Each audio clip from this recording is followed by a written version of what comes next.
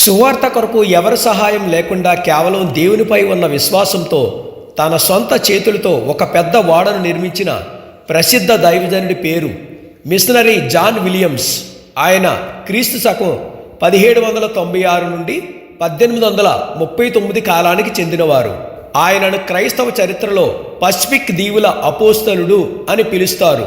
London machinery సొసైటీకి LMSకి చెందిన ఈయన పసిఫిక్ మహాసముద్రంలోని అనాగరిక నరమాంస భక్షక గిరిజన దీవులకు సువార్త ప్రకటించడానికి వెళ్ళడానికి ఏ ఓడలు దొరకనప్పుడు అడవిలో ఒంటరిగా ఉంటూ ఒక అద్భుతమైన ఓడను నిర్మించారు.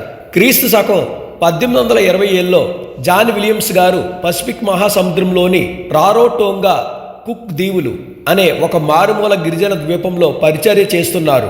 ఆ చుట్టుపక్కల వందలాది ఇతర అనాగరిక దీవులు ఉన్నాయి. అక్కడ నివసించే లక్షలాది మంది గిరిజనులకు క్రీస్తు సువార్తను అందించాలని ఆయన హృదయం తప్పించింది. ఆ దీవులకు వెళ్ళడానికి ఎలాంటి రక్షణ సౌకర్యాలు లేవు. అంతర్జాతీయ ఓడలు ఆ ప్రమాదకరమైన నరమాంస భక్షక దీవుల వైపు రావడానికి భయపడేవి. లండన్ నుండి కొత్త ఓడ రావడానికి సంవత్సరాలు పడుతుంది. ఆ సమయంలో ఆయన ఒక చారిత్రక తీర్మానం చేశారు. ఇతర ఓడలు నన్ను చేర్చడానికి వెళ్ళకపోతే నా దేవుని సువార్త కొరకు నేనే నా సొంత చేతులతో ఒక ఓడను నిర్మించుకుంటాను అని తీర్మానం చేసుకున్నారు. ఆయన పెద్ద ఓడను 15 వారాలు 3 నుండి 4 నెలల వ్యవధిలో నిర్మించారు. ఆయన ఆ ఓడకు ద మెసెంజర్ ఆఫ్ పీస్, సమాధాన వర్తమాని అని పేరు పెట్టారు.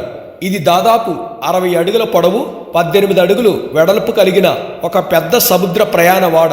ఆయన అడవిలోని పెద్ద పెద్ద చెట్లను స్థానిక గిరిజనుల సహాయంతో నరికించి వాటిని చెక్కలుగా మార్చారు.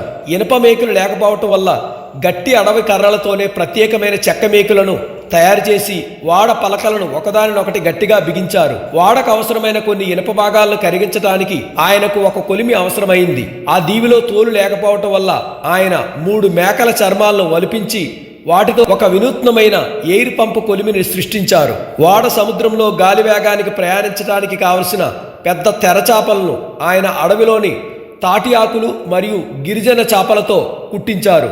వాడను కట్టే బరువైన తాళ్లను అడవిలోని చెట్ల నారలతో మరియు కొబ్బరి పీచుతో స్వయంగా అల్లాడు. 1830లో ది మెసెంజర్ ఆఫ్ పీస్ ఓడ విజయవంతంగా సముద్రంలోనికి ప్రవేశించింది. బ్రదర్ జాన్ విలియమ్స్ గారు తన సొంత ఓడను నడుపుకుంటూ పసిఫిక్ మహాసముద్రంలో వేలాది మైళ్ళు ప్రయాణించారు. ఆయన ఆ ఓడ ద్వారా సమోవా దీవులకు చేరుకున్నాడు. అక్కడ నివసించే క్రూరమైన గిరిజన రాజులకు ప్రజలకు సువార్త ప్రకటించారు. ఆయన ప్రేమను దేవుని శక్తిని చూసి సమోవా దీవుల రాజు క్రీస్తుని నమ్ముకున్నాడు. కేవలం కొన్ని ఏళ్లలోనే ఆ దీవిలోని వారంతా ప్రభువును నమ్ముకున్నారు. టరోటోంగా మరియు రాయటేమా ఆ దీవుల్లో అనాగరిక ప్రజలు తమ విగ్రహాలను నరమాంస భక్షక అలవాట్లను విడిచిపెట్టారు. జాన్ విలియమ్స్ గారి వారి భాషల్లోకి బైబిల్ అనువదించి వారికి పాఠశాలలు, చర్చిలను నిర్మించి ఇచ్చారు. జాన్ విలియమ్స్ గారు తన సొంత ఓడ ద్వారా పసిఫిక్ మహాసముద్రంలోని దాదాపు ప్రతి ద్వీపానికి సువార్తను చేరవేశారు. నోవహు దేవుని ఆజ్ఞ చెప్పున ప్రజల రక్షణ కొరకు ఓడను నిర్మించినట్లే ఆధునిక క్రైస్తవ చరిత్రలో మిషనరీ జాన్ విలియమ్స్ గారు ఆత్మల రక్షణ కొరకు అడవిలోనే ఒంటరిగా ఉంటూ ది మెసెంజర్ ఆఫ్ పీస్ ఓడను నిర్మించి దేవుని సువార్త పరిచర్యకు ప్రాణాలను సైతం అర్పించి చరిత్రలో అమరుడిగా నిలిచిపోయారు. జాన్ విలియమ్స్ గారు ఒక నిర్దిష్టమైన ద్వీపానికి సువార్త ప్రకటించడానికి వెళ్లాలని మ్యాప్ సిద్ధం చేసుకున్నారు. కానీ సముద్రం మధ్యలోనికి వెళ్ళిన తర్వాత వాతావరణం అకస్మాత్తుగా మారిపోయింది. ఒక భయంకరమైన ఎదురుగాలి రావటం వల్ల ఓడ ఆయన అనుకున్న దిశ వైపు అస్సలు కదలలేకపోయింది. గాలి తీవ్రతకు ఓడను నియంత్రించటం పైలట్కు సాధ్యం కాలేదు. ఆయన ఓడ డెక్పై మోకరిల్లి, ప్రభువా, ఈ ఓడ నాది కాదు, నీది, ఈ గాలిని నీవే శాసించు అని ప్రార్థించారు. ఆశ్చర్యకరంగా ఆ గాలి ఓడను కొట్టేయకుండా అత్యంత సురక్షితంగా ఆయన అస్సలు ప్లాన్ చేయని సమోవా దీవుల వైపునకు నెట్టుకుంటూ తీసుకెళ్ళింది. అక్కడికి చేరిన తర్వాతే ఆయనకు తెలిసింది ఆ సోమావా దీవిలోని ప్రజలు దేవుని వాక్యం కోసం ఎంతో ఆశగా కనిపెడుతున్నారు. దేవుడు తన సువార్త పరిచర్య కొరకు గాలిని వాడుకుని ఓడను సరియైన స్థలానికి చేర్చారని ఆయన గ్రహించారు. ఆ ద్వీప రాజు ప్రజలు ఆ రోజే క్రీస్తుని నమ్ముకున్నారు. జాన్ విలియమ్స్ గారు ఓడకు ఉపయోగించిన తాళ్ళు అడవి చెట్ల నారలతో, కొబ్బరి పీచుతో చేసినవి. అలాగే తెరచాపలు గిరిజన చాపలతో కుట్టినవి. ఇవి సాధారణ సముద్ర ప్రయాణాలకి తట్టుకోలేవు. ఒకసారి వారు సముద్రం నడిబొడ్డున ఉన్నప్పుడు పసిఫిక్ మహాసముద్రంలో ఒక భయంకరమైన తుఫాను వచ్చింది. అలలు కొండలంత ఎత్తును లేచి ఓడను ముంచేయటానికి చూశాయి. సాధారణంగా అయితే గాలి వేగానికి ఆ చేపల తెరచాపలు చిరిగిపోవాలి, కొబ్బరి పీసు తాళ్ళు తెగిపోవాలి. ఓడలోని వారి చావుతో భయంతో వణికిపోతుండగా జాన్ విలియమ్స్ గారు ప్రార్థించారు. ఆశ్చర్యకరంగా ఆ రాత్రంతా భయంకరమైన గాలి వీచినప్పటికీ ఆ బలహీనమైన తాళ్ళు కనీసం 1 ఇంచు కూడా సాగలేదు. ఆ చేపల తెరచాపలు ఒక్క చోట కూడా చెరగలేదు. దేవదూతలే ఆ ఓడను తమ చేతులతో పట్టుకుని కాపాడినట్లు ఆ ఓడ సురక్షితంగా తుఫాను దాటి అవతలి తీరానికి చేరింది.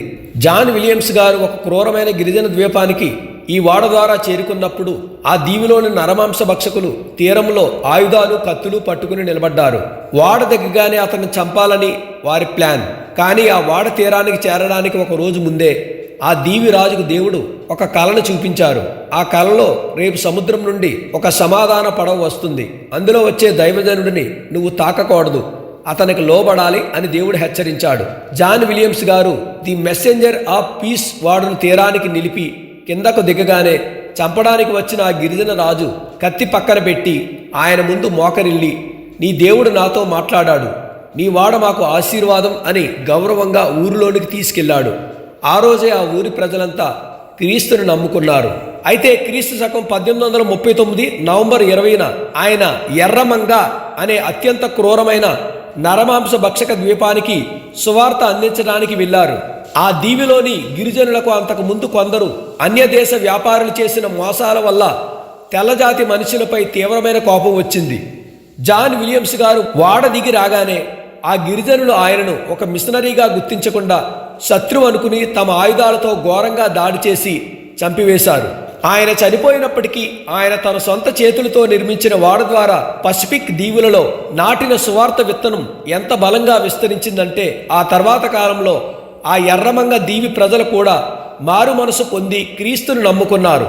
ఆ నరమాంస భక్షకులు చచ్చి కట్టడాలు నిర్మించుకుని దేవుని స్తుతించారు. ఈ వీడియో మీకు నచ్చితే లైక్ చేయండి, సబ్స్క్రైబ్ చేయండి, మరికొంతమందికి ఫార్వర్డ్ చేయండి. Thank you. God bless you all.